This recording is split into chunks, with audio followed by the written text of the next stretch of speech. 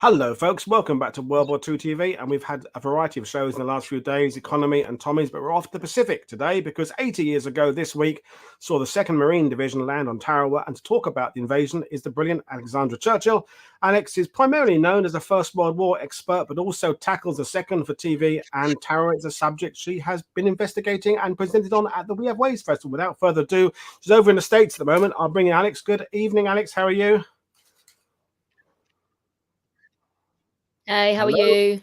I'm good. I'm kind of full up from Thanksgiving yesterday.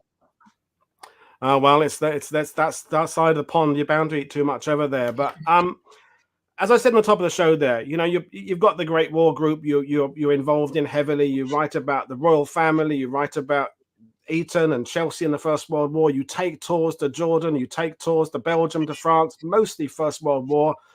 Why the oblique tangent to Tarawa? What's the interest for you? The possibility one day of a battlefield tour that doesn't end up with me ankle deep in mud, maybe. I just thought I'd go somewhere really exotic for me, and found out it was a lot more interesting than I thought. How I ended up on Tarawa, first off, I don't know. I think it was a particular interview I listened to online, and I just thought, wow, for a tiny, horrible little piece of sand that you'd think no one wanted, that's quite grim. No, it is. And that's, I think, what we'll be talking about tonight. So the format for today, folks, is that we're going to talk and chat and we'll deal some questions. But we've got this incredible footage we'll play in a minute that is freely available in the National Archives. Before we do that, I think we just remind people where Tarawa is and kind of have a little bit of a background of where the Americans were in the middle of 1943, end of 1943. So I'll put a map up there. So, yeah, over to you, Alex. Where was the U.S. Marine Corps and the U.S. military kind of in the autumn of 1943?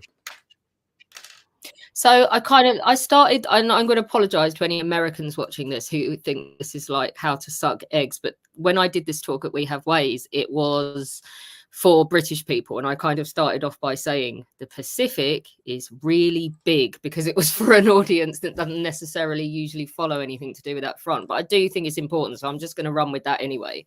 The Pacific covers 1/5 of the planet. And I did some distance comparisons in September. And I said, like, so San Francisco to Manila is 7,000 miles. So that is 1,000 miles further as the crow flies than London to Tokyo. So we're looking at massive distances. Pearl Harbor to Manila is still 5,000 miles. I think that's London to Los Angeles, roughly. Even Japan to Manila is still 2,000 miles, and that's London to Jerusalem. So you're looking at massive distances, which means that when you go, oh yeah, Pacific, doesn't mean anything really. You're looking at multiple campaigns on that side of the globe, not just one. And this one is the Central Pacific. So in terms of what they've been up to, yes, everyone will go, oh, well, they were at Guadalcanal. And I'll tell you that, yeah, that's the Southern Pacific. That's like nothing really to do with what they're, there's no similarity in the kind of island they're going to be catching compared to Tarawa. So all the experience they had is kind of quite a large jungle mountainous island. And as we'll see, that is not what they're about to get here. So Pearl Harbor's happened, which you can see at the top there, with the Hawaiian Islands, but it's not an isolated incident. So that is the Japanese then blaze across the Pacific, basically. So you've got the Allies soon under attack in the Philippines, Manila, Dutch East Indies, Burma. So it's not just one hit in terms of the Japanese. And why? Stuff. If anyone's heard me do my shtick on the causes of the First World War, I laugh at all, you know, like, well, there's social Darwinism and the naval arms race. No, it's just stuff. People want stuff that belongs to someone else, or they want more stuff. They don't think they've got enough. And that's what it is. It's about empire. It's about Japan getting their hands on oil, rubber, tin. And actually, if they fail in the long run, their war effort is basically buggered. So quite high stakes for the Japanese. And originally, it's an absolute rout. How is it a rout? Complacency, but also good old-fashioned institutional racism as well. Underestimating the Japanese. I think I I really like two quotes that I found. One was that the Japanese would make bad pilots because their eyes were too squinty and they wouldn't be able to see properly, which I thought was very unoriginal. More original was the idea that when they're little in Japan, their mums carry them around on their back, like in a sheet, and it makes their heads bob about, and that essentially makes them morons. I think was the theory, and I think the Allies got rather a rude awakening when they realised that they had maybe underestimated their opponents. No, absolutely. And I'm glad you mentioned just the vastness of the Pacific, because we're always banging on about it here, and the fact that there are no two islands within a series of islands that are even remotely similar. You know, you've got every conceivable kind of rock, sand, color, jungle, no jungle, forested, everything there. You know, and then there's the naval conditions that change. Some with reefs, some without reefs, some with epic tides, some with no tide. You know, the one size does not fit all in the Pacific. I mean, no. And if you're looking down there at the map, I'm trying to see how far down your map goes. So, I mean, I'll put the next Guadalcanal is one nearer up. to It Australia. shows a bit more. Yeah. So Guadalcanal is right down the bottom there. It doesn't look like it's very far on the map, but it's 1,100 miles away from the Gilbert Islands and Tarawa. It's nearly at Australia. It's nowhere near it. And actually, they're not a continuous campaign at all. To go from one to the other actually constitutes a policy shift. Can't even say that. So the campaign in the South Pacific is we're in favour of dropping that because, long story short, more men stay in Europe if we focus on one thing out there. But it's not up to us because we're not the ones with all the troops and all the resources and all the money that the Americans have. And the Americans want to do both at the same time. But it may look like it kind of sort of makes sense on that map that they're the same thing, but they're not. They're two completely different campaigns. The Guadalcanal was the Southern Pacific, and now we're looking at the Central Pacific, which is a whole new thing. America wants both, and they call the shots, which is why in November 1943, they're going to hit the Gilbert Islands. And I think we'll talk about it as we get on there. But the fact that that arrow is showing the Gilbert Islands are not in that direct line. I mean, there is kind of a sense of a single direction. Pearl Harbor over there on the right of the map, across the Philippines, left of the map. So the Marianas, Wake Island, there, the Marshall Islands are on that route.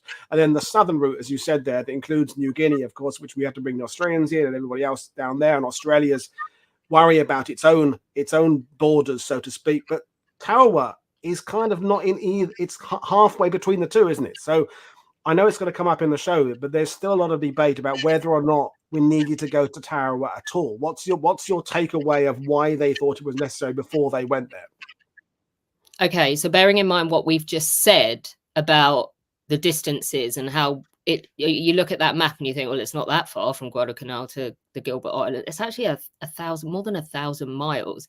And by going to the Gilbert Islands and Tarawa, and specifically where the airstrip is, which we'll get to, they're actually advancing their infrastructure if they can take it. So there's an existing airstrip there, which is key. The word is existing, and we'll get to logistics and why that's a big deal.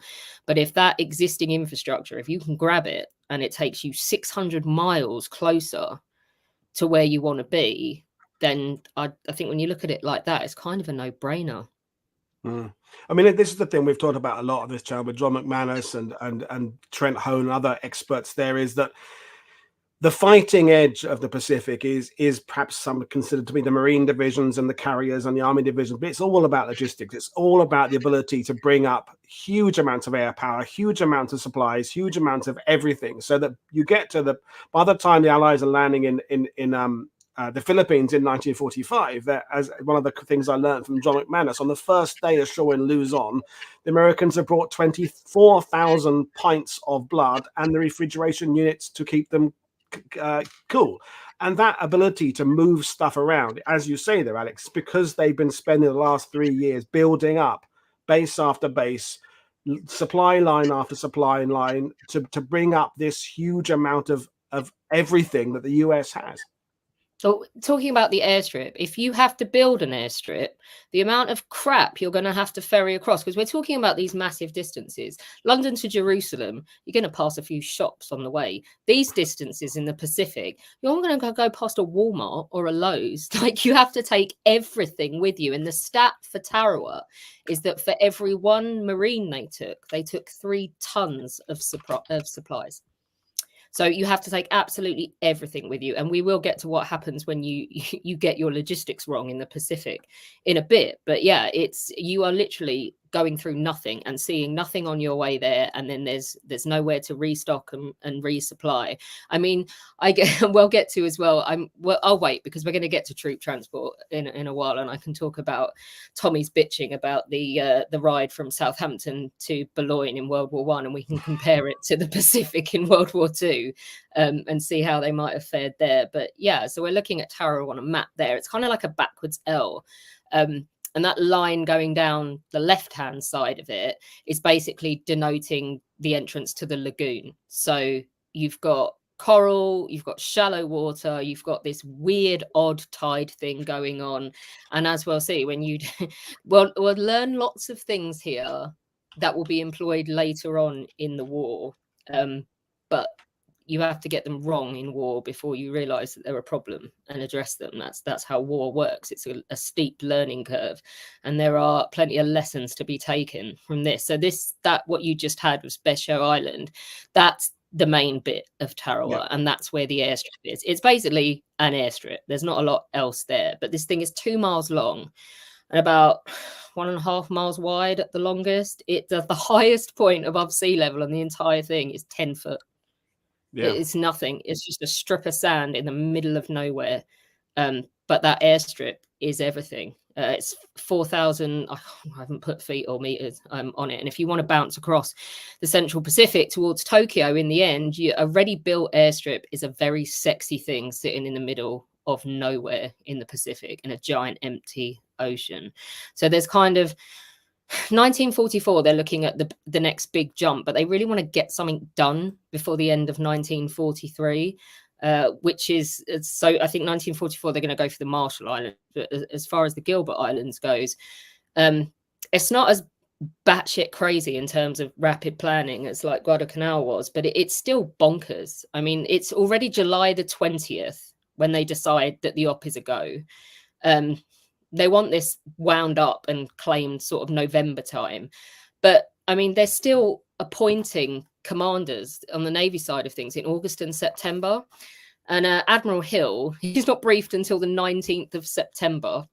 And he still didn't know what transports he would have. And they still couldn't tell him what his flagship would be. He eventually joined it a week before they sailed. And it's not a small operation for a dinky little island. Like I said, 3 tons of supplies for every US Marine.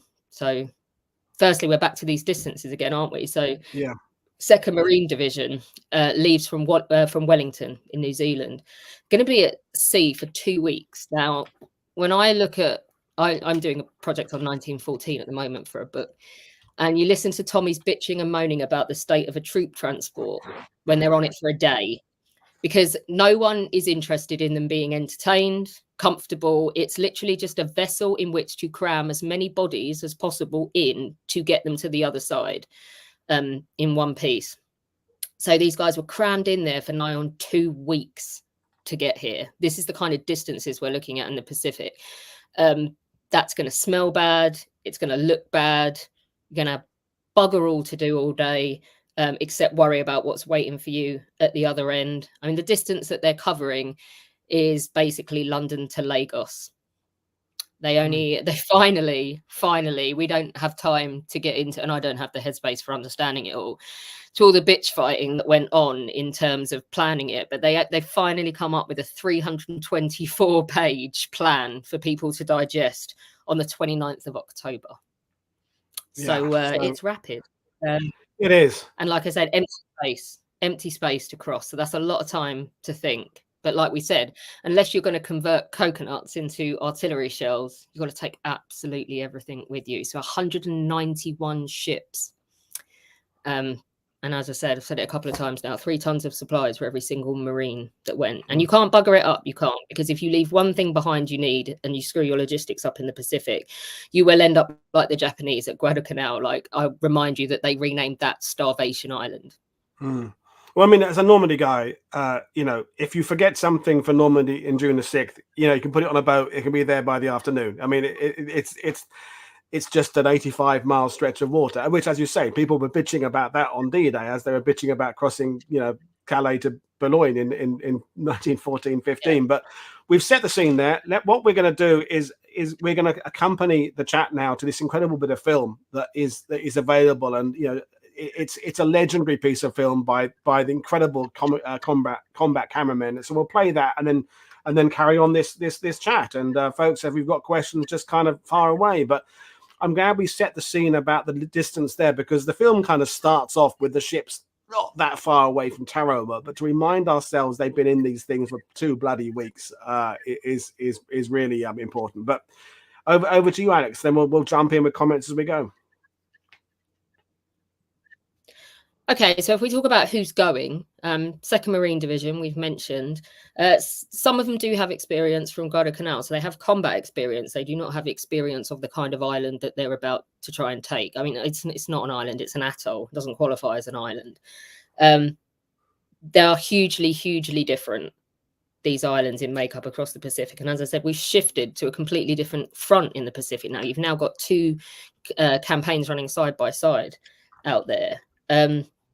And Marines are the obvious choice, really, because the campaign in the Pacific is basically, and I know John McManus will go, what about the Army? And yeah, the Army's there and he'll tell you all about that. But the Marines are an obvious choice because it's constant amphibious landings. And this is literally what they train for. But above all else, so let's talk about some of the things you need to do for an amphibious landing. I mean, their benchmark at the beginning of World War II for stuff like this is Gallipoli, which obviously was a shit show. So let's talk about things you have to do. So I asked, when I gave this talk, people to say, like, what's the one thing you need in a combined operation like this, where you've got the Navy and the Marines going out? And I said, anyone who said boats, I'd punch them. Because actually the one thing you need is cooperation. And what are the US Army, Marines and Navy good at? Inter-service dick waving is my official term for it. And there is plenty of dick waving going on in the run up to this operation, which it's always the men on the ground that suffer for it. But you also need control of the sea and the air. You need to batter your target from offshore. They're really going to need the Navy to do that for them, to set it up for them. In the Japanese, we'll get to this, but the Japanese aren't thick. They know how valuable this airstrip is. And America's sort of shown her hand a bit in this region before. So they've gone back and really defended the area well. This might be the best defended island in the Pacific at this point, where this airstrip is. But you need to get, not only do you need to remember to take everything with you, you need to get everything, men, supplies, big weapons, tanks, ashore as soon as possible. Because the longer they're lingering out in the water, they're not doing you any good, and they're just sitting targets. And even if you achieve all of that, you need the immediate capability to resupply everyone as well, because they're going to use what you send them ashore with. Well, one of the things I learned from this is that the Marines are carrying too much as it is. But so you need, because if you don't, they're monumentally screwed, because you start running out and stuff, then you absolutely, that, like we said, there's nowhere else it's coming from. You don't have a dump there. You don't have anything to drop you supplies. You're just going to be sat there without what you need. So we've said the Japanese aren't thick. Might be the most fiercely defended beach in the Pacific, like I said. So it's how many Japanese were there? It's kind of fuzzy. 4,000 odd, but you've got the problem with the numbers is that you've got Korean laborers as well. You've got these poor Korean slave laborers basically on the island as well.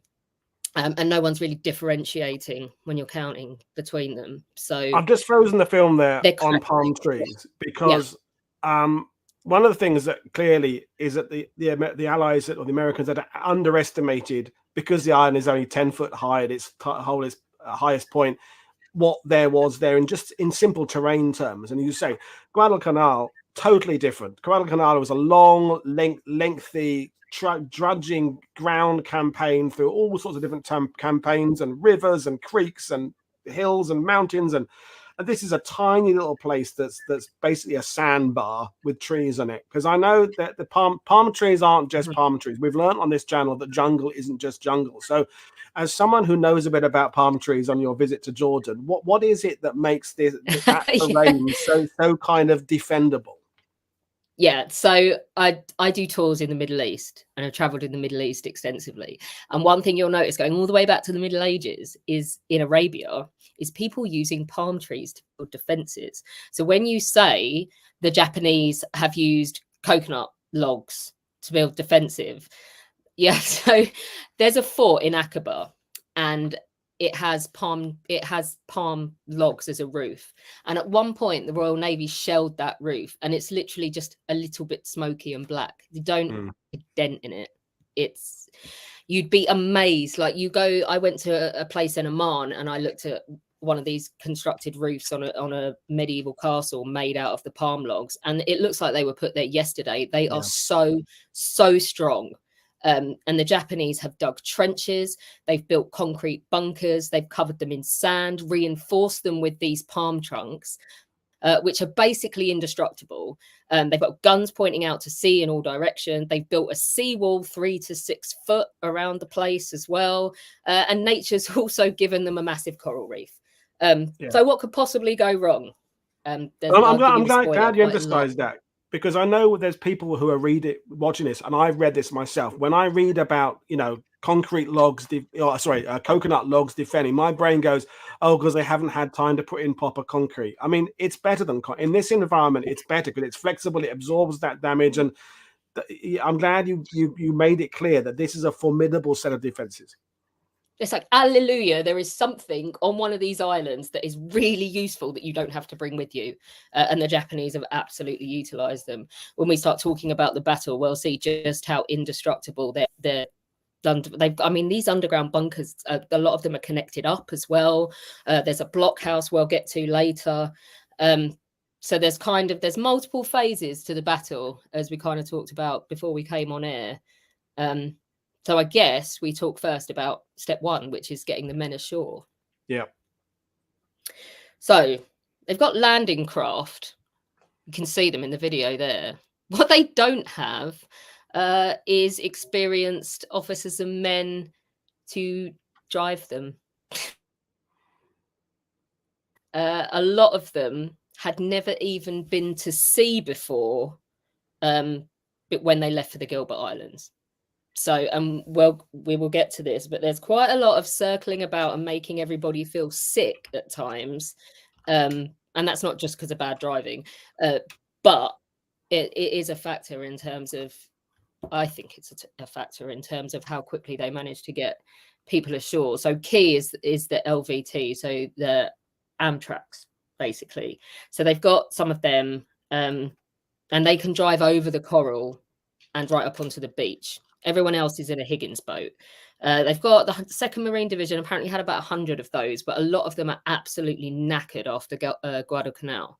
So there's kind of question marks about how high the quality is. So on November the 20th, they appear to have got there undetected to Tarawa. In terms of the Japanese, and achieve the element of surprise. And as we said, the first thing you do before you try and send men ashore is try and command the place from the sea and the air, and that's what they're going to do. So about 5 o'clock in the morning it starts, and it is absolutely biblical in terms of the attack that gets put on the island before they go ashore. I think it's one of those things where you're looking at it and go, I don't think anyone could be alive on that island by the time we get there. We'll find out that they were, because we'll go back to coconut logs again.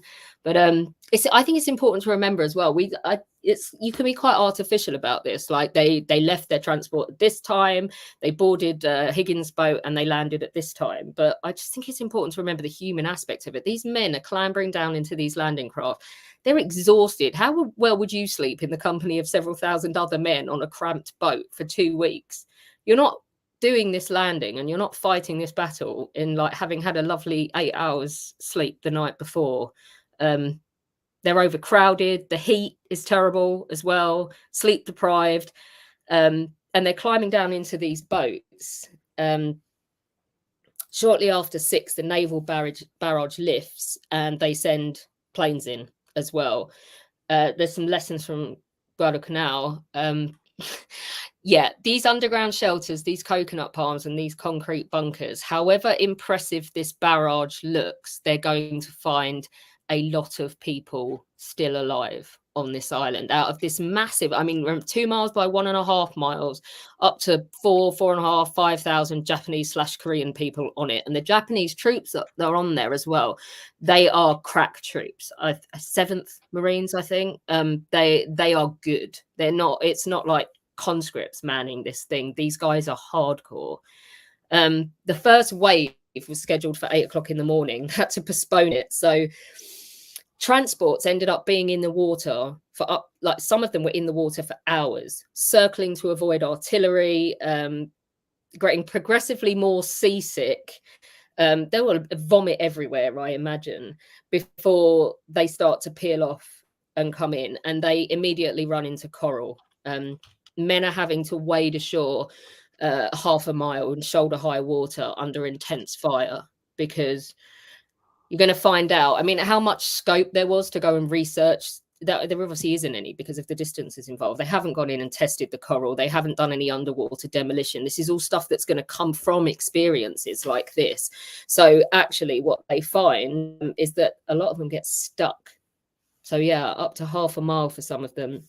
One of the beaches had a pier on it, and what you find was men made a beeline, and it was just a confused mass huddling under it and refusing to come out, basically, which I'm fair. I wouldn't want to either. And they're also huddled up against this seawall as well that I was talking about, which is, like I said, 3 to 6 foot, depending on where you were. But yeah, that's it. They're ashore. Like going, this is just, once you're ashore, you really don't have a choice but to try and carry on, because it just be just as costly trying to run away again. And you kind of, what step 2 is. Step 2 is going to be taking the beaches. We've got a quick question, Alex, about the artillery and the fire plan. You know, were they bringing ashore any field guns, the Marines, or were they relying on naval firepower and then their own kind of heavy weapons in terms of mortars and machine guns? There is a massive reliance on the Navy, but one of the huge problems that comes about is that this strip is so narrow that they're relying on the Marines to tell them where to shoot so that they don't hit them. Friendly fire is a massive, massive risk in this operation. But unfortunately, one thing that also will be learned in this is that you need to waterproof your radios, because the comms are largely down. They can't communicate back where they need the Navy to fight. So in terms of heavy firepower, the effectiveness of it is really badly hampered in terms of this. So yeah. Narrow target covered in your own men. But, it often gets described, Tarawa, in that kind of Dieppe kind of way, is it's all about the lessons learned. But of course, if everything goes well, there shouldn't be bad things happening to have to learn lessons from. So yes, we can definitely see how Tarawa was a big step in do more recon, give the LCVP and the Amtrak crews better training. But the intention wasn't for it to go this badly. This all just happened on the day, didn't it?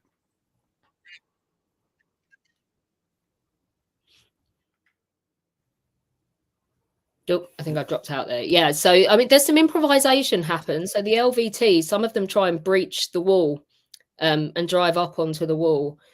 There's anti-tank fire, and by mid-morning, dozens of the things are kind of lying around in the surf, variously on fire and useless at this point as they try and move inland. But yeah, I mean, we'll get to there's a guy that wins the Medal of Honor as well in terms of improvisation and trying to use heavier firepower to make progress.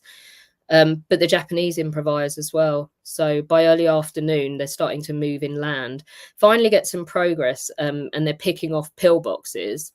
But then more troops arrive, and they've got to do it all again, basically. So it's crucial at this point are the flamethrowers. They really are reliant on those. There's one account of a Japanese guy running out of a blockhouse into the path of one of them, and the quote, I'll read it to you. It says, "The Jap flamed like a piece of celluloid. He died before the bullets in his cartridge belt finished exploding 60 seconds later." So this is, when you look at the map and you look at how insignificant this place is and how tiny it is, the level of savagery on it for these 3-4 days when this island is taken is absolutely disproportionate to the size of the place. We'll get to those tractors moving sand as well later that you can see there, because that is a really gruesome anecdote attached to that. So again, because of the risk of friendly fire, the Navy are relying on the Marines. They're not getting the information they need. So by nightfall, you've got several thousand Marines have been landed.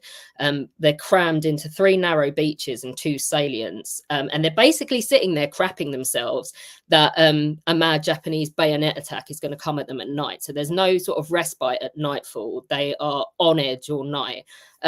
What they don't know is that the Japanese commander has been fortuitously whacked by a shell, and the defense is in chaos in terms of the Japanese as well. So that bayonet charge is not coming, but you didn't know that at the time. So these guys are on there. It's dark. They're on this tiny little island, no defenses, and you can see some of the carnage there as well. And we'll get to the significance of this footage and being able to see that carnage a bit later. So I mean, you have a whole nother day of it on the 21st of November, and it's grim. So you've got dead Marines in the surf, you can see them washing up and down there, you've got blood in the water, you've got all these burnt out Higgins boats and Amtraks, already the smell of decaying flesh.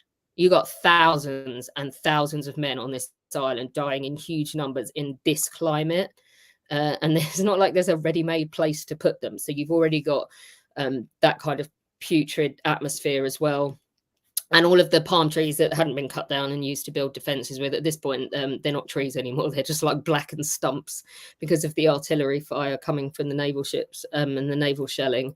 So especially high losses in terms of NCOs and officers as well. So they need reinforcements is what they need on the 21st. Out in the water, it's just the same as yesterday. These poor bloody reserves have been circling around for hours, half the night, some of them. And when they're landing, it's every bit as bloody and complicated as the day before, because you can't learn about the coral and what to do about it and underwater demolition and employ it 24 hours later. So they're just sent forward in exactly the same circumstances. So once again, you've got really heavy casualties. So in addition to the defenses, like I said, the Japanese improvise as well. And at some point they've swum out to a freighter that's wrecked in the water. And they've armed that with rifles and machine guns as well. So now they've got a more advanced forward position to shoot at anyone else trying to get ashore that they didn't have the day before as well. So even before they're out of the Higgins boats, you've got a quarter of a mile to go to get out of the water, and you're already under machine gun fire. So the plan at this point, I don't know if you can go back to the map or if that's complicated, of Besho Island, but the plan at the moment is to charge across the middle of the island to the other side, which isn't very far, take the basically. So yeah, they're going to go across the middle and they're going to sever the Japanese defense in two and hopefully create chaos. They kind of got chaos already, but they don't know that. They've got naval support, strafing from Hellcats and bombers. They're making headway, but you've still got the pillboxes. And for that, you need to clean them out. And again, there's one, I've heard an interview with one medic who says as well, so once you're ashore that you get wounded, slightly wounded, there's not really anywhere for you to go. And a lot of them were like, might as well just carry on, patch me up and I'll carry on. And this is where William Harris, I'm hammering, it's terrible, I'm sure.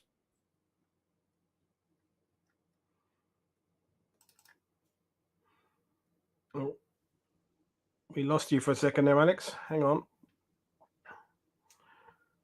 Oh, Gremlins again. Track and starts driving around. Sorry, go on. Yeah, we lost you for a second or two there. Whatever you were saying something and we lost it. William D. Harris, the Medal of Honor winner. Yeah. So he just kept going in, pillboxes, machine gun posts. He's wounded by shrapnel and he just refuses to leave. And when I was talking about the improvisation, like picking up something heavier and trying to make use of it, he grabs an Amtrak, loaded it with men and starts charging machine gun fire. And the quote about him, it's I'll never forget the picture of him standing on that Amtrak, riding around with 1,000,000 bullets a minute whistling by his ears, just shooting Japs. I've never seen such a man in my life. Unsurprisingly, he did not survive past lunchtime. So that is the kind of improvisation that is required. And it's just, they're maniacs, basically. They just keep going in again and again. So it's slow progress. But at this point, it looks like they're going to take Tarawa. They've got supply lines set up, but it's still absolute carnage. You've still got to get these men out of these bunkers. And so this is horrible. So the Japanese are starting to roll over, but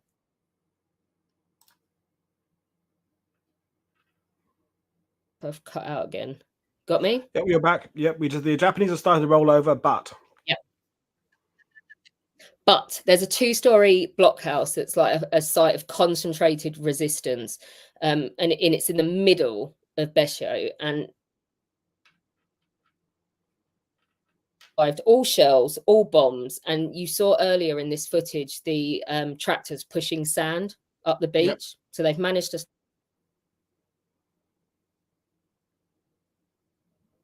Cool. Your audio, you're dropping in and out a bit at the moment, Alex. I don't know what's going on there. Yeah, I wonder if we stop the video and then it will stop. I wonder if it's my Wi-Fi here, but it might be your Wi-Fi. But you're back now. You seem to be back there, so we'll carry on. But what actually while we're playing on again, cool. Because it's looping. It's just we're playing it again. It's the same footage, isn't it? Yeah.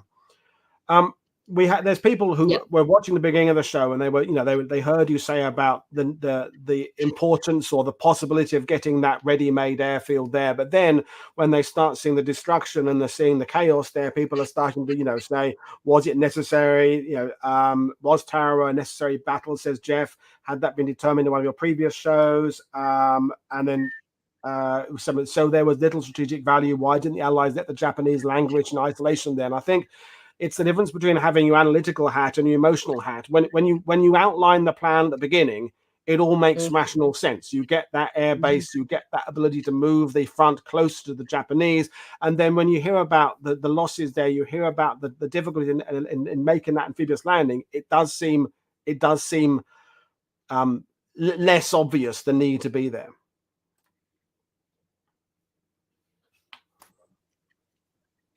Hello. Are you still there? I love Gremlins. Are you still there, Alex? Oh, Alex is frozen. Well, hopefully Alex will go back in a minute. These things happen. It was fine a minute ago. Maybe try dropping out, Alex, and then rejoining. Yeah, we'll try and get Alex back. I'll drop her out and I'll carry on talking, and then I'll bring her back in again. Hopefully she'll come back in. Folks, these are the things that happen. Alex is on in a trip to the USA. She's in Kansas at the moment, and but yeah, we'll hopefully she'll come back in again. We'll carry on there. This is the thing about these invasions, is that you look at the possible gain and then you look at the potential loss. And as we were talking, Trent Telenko, we'll do this with Alex later on, the final casualty toll there, 997 Marines and 30 sailors dead, 88 Marines missing, presumed dead, 2,233 Marines and 59 sailors wounded, total casualties 3,407. I think the landing force was about 23,000, something like that. So when you look at it like that, it is incredibly costly. We'll bring Alex back in again. Hopefully, there you are again. That hopefully has cleared things up. So cool. Where were we? We were at the sand. We were at the bulldozers and sand and Medal of Honor. Taking it from there.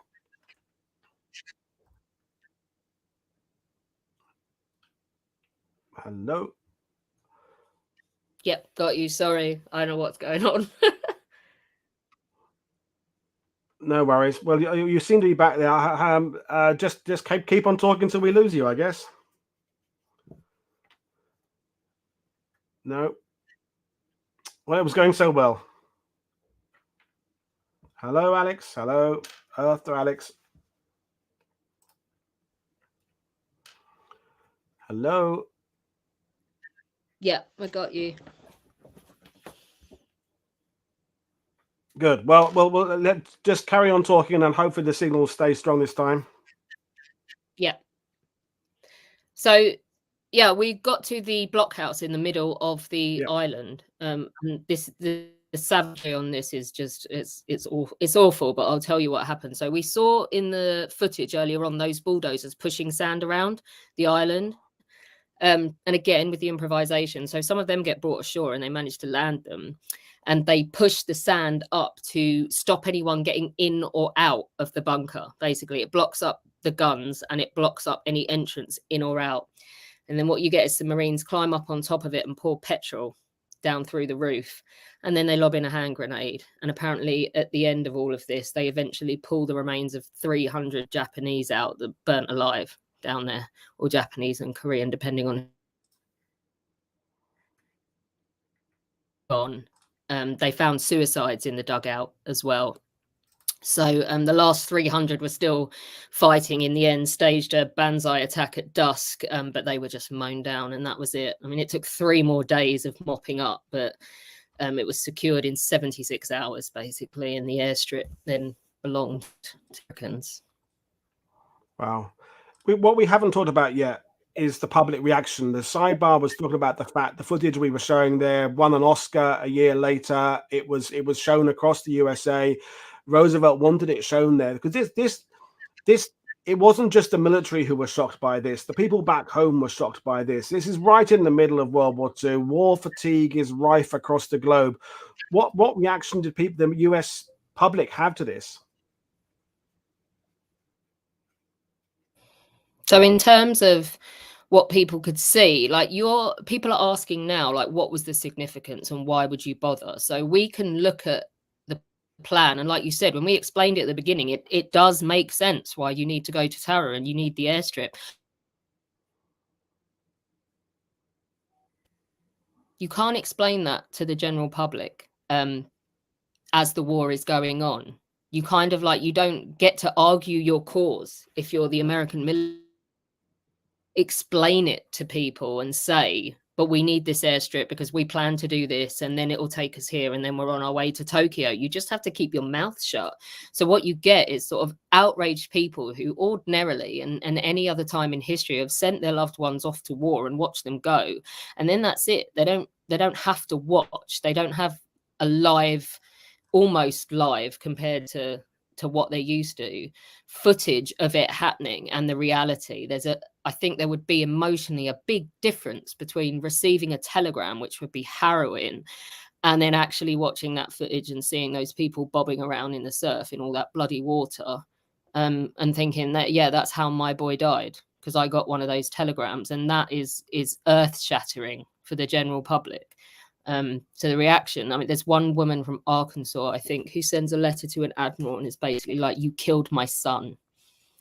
So that is a whole new level of public engagement that has not been seen before, that they have to deal with. Yeah, and what were the repercussions? Did Americans change their policy about footage? Did it have any effect on how they would allow combat photographers there? Or I believe it just carried on. You can't kind of keep the truth away, really, can you? Yeah, I mean, in a way, it's harsh, but that capability is out there now. It does have other, I want to say positive, but people who watched 9/11 happen live ran off and joined the US military after they saw it. So there's that propaganda aspect of it as well. So you can understand why they would carry on, but it's a really harsh reality check for the public at home to have to deal with what that means, with what seeing that footage means to them personally. No, definitely, and especially because in 42, some of the big battles there, I'm thinking Midway, Coral Sea, the public maybe thought of them more in terms of the tech, the carrier against carrier, aircraft against aircraft, whereas this is, as you vividly explained there. It's human flesh of both sides being blown apart, burnt, destroyed in the most horrific ways, and that footage being seen by people. I think we've talked about it with naval history on the channel before. I think it's why people love those big carrier battles, because in some ways they can detach themselves from the suffering, because it's about tonnage of ships and it's about loss of ships, whereas Tarawa brings it back home. And as a First World War historian, it brings it back to the tragedy of an amphibious landing like Gallipoli, or the tragedy of going over the top on the Western Front. It is all about the loss of human life, and Tarawa in some ways is a First World War battle in that its perception by the public was one of just utter chaos and carnage and bloodshedding. Yeah, I mean, this isn't about big tech. This is about like savage man-on-man fighting in an enclosed area. And I think the harsh reality of being able to see what that means in terms of those poor guys that are dead on the beach. I mean, it took so long. And even like I said about the humid conditions, even within a day, you've got thousands of dead men on that atoll, and you need to clean up. And the cleanup must have been absolutely harrowing. Because it's not like there's a ready-made mass grave waiting for you. The guys that would have, and you also as well, you can't change over everybody that was on the island. So the people that are on there and perhaps having to engage with clearing it up are the people that have seized it, and it must have been harrowing. The cleanup must have been, for me, I mean, like, can you imagine pulling those 300 guys out of that bunker? Yeah, no, treasure. And this is 300. This is just one photo I found. There are a whole series of photos of the island, and it's got that look of Verdun in 1917 or other terrible wars from the past, of just, all the trees are down, craters everywhere. Even though they're black and white, the horror just conveys off there. And yet we can't get away from the fact that lessons were learned from Tarawa. They were taken forward. So from your point of view as a historian, what were the main takeaways the US military got from this? Marines carry too much crap. Right. Getting them ashore with the amount that they were carrying. Waterproof your radios. Pay more attention to the beach you intend to land on. This isn't the only time they make errors, but it definitely sort of precedes things like underwater demolition and really looking at the environment you're going to be attacking and making sure that your men can get, like we said, that one of the key things is to get the men ashore quickly. And that doesn't necessarily happen here. And they're exposed to fire for lengthy periods of time while they're in water because that they weren't put ashore quickly enough. And part of that is learning more about where you're going to put them. Battle cooperation as well between different arms. More could be done. Let's just leave it at that. And also as well, one valuable lesson, I think, you can set an island on fire, literally set it on fire, and there will still be people alive on it when you get there. And I think that there must be something harrowing as well. If you're one of the guys in the Pacific and you got like, I have just gone through this to take this one tiny island, how many more will we have to take before we get somewhere significant and this is over as well? This is just the beginning. So, yeah. I mean, that's a very good point. You've taken Tarawa, and yet if we bring up that original map again, you're still a long way from Japan itself. You're not even a third of the way across yet. There's thousands of islands to go. I mean, as we've talked about in our Philippines, but the Philippines itself is thousands of islands. That's just one set of islands. And you've got the Carolina, the Marianas Islands, you've got Iwo Jima and Okinawa. In many ways, it gets worse after this. It doesn't get better. People have their kind of favorite terrible islands. Some people who read about Guadalcanal, that's a terrible one. Peleliu is a terrible one. Okinawa, of course, is a terrible one. But they're all terrible in different ways. I think that, to me as a historian, is the fact that we said it earlier. There's no one-size-fits-all plan for a Pacific island. Every one has to be analysed completely separately, kind of trying to take what you've learned from the previous ones, but not try and fit the plan and just adapt it. You've got to start the plan again. And yet, as you said there, they're not always having much time to plan these operations. I mean, they're by the 1944, a few weeks later, they're at the next set of islands. Yeah, It's mental. Can you imagine if you're one of these guys and you're about to spend 3 years island hopping through here? Can you imagine if someone asked you if you wanted to go on a tropical cruise in the 50s? You'd be like, "Nah, you can suck it. I'm never going back there ever." Just the repetition, the repetition, but not repetition. Like, we know that all the islands are different, but just, I mean, if you're standing on Tarawa and you're like, right, this is it, an airstrip. Yay. What does this mean to your average grunt on the ground? Nothing really. It's just like, okay, I'm sure there's some big strategy that's why they've put us here. But I've just gone through hell and the war ain't over. So what the hell am I going to be asked to do next? Well, I mean, we talked about it before. We've talked about the Pacific series compared to Band of Brothers. Is at least in Western Europe, you get to liberate the occasional city. You get grateful civilians coming out who hug you and give you flowers and give you chocolate, and you can date their daughter, and you can go and see a cathedral. You can go to the museum, whatever it would be, when you liberate Paris or Rome. The Pacific Island, there's none of that. Even when they got to Philippines 2 years later, which was a civilized area with a fantastic architecture, it had been blown to hell over weeks and weeks of fighting. So Manila looked like a bloody bomb site when they got there. So the poor grunts and GIs there never ever got that victory parade over there, that sense of, hey, we've taken this and we freed this place. Here are the civilians who are now free because of us. There was none of that. No, there's no procession to victory like you get across Northern Europe, and like Band of Brothers implies as a series. It did make me laugh when they made the Pacific and someone was criticizing, no, it's all over the place. And like, yeah, it is. I mean, unless you want to get Ridley Scott to direct it and just make it up as he goes along, like, that's what happened. It's a different story. It's a different part of the world. Yeah, it's not the same story and it's not the same narrative. And I'm sorry if that wasn't convenient for television. So, as a wearer of many hats, you talk about multiple wars, multiple eras. You talk about naval battles, air battles, trench warfare. As a historian, what value can be taken 80 years on from studying something like Tarawa? We talked about what the American military learned from it and took forward into the next amphibious landings. But as amateur historians, what, other than just realizing how bloody and nasty these campaigns were, what are our takeaways from this kind of battle?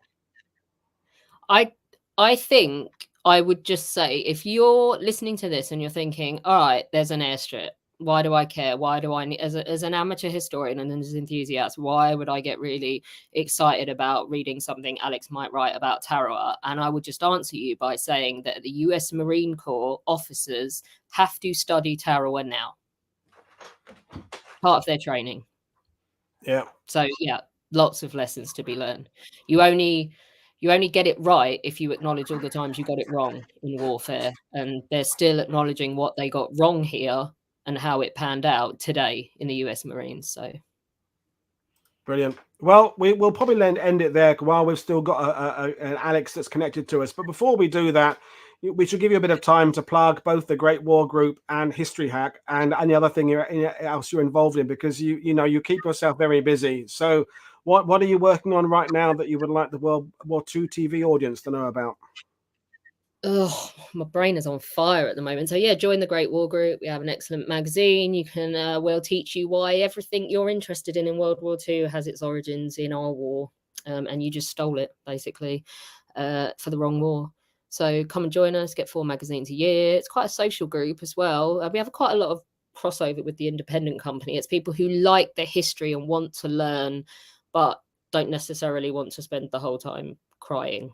We have a joke that we've banned regimental ties and blazers from all social gatherings because people like to let their hair down when we do stuff. We're going to Arras for a battlefield tour in the spring to look at, every year we go abroad and we look at, I said ashore then because we're talking about the Pacific, go abroad and we look at somewhere that necessarily people don't go on their own on the battlefield. So we're doing a 1915 battlefield tour where we take people to Loos and Neuve-Chapelle and places like that.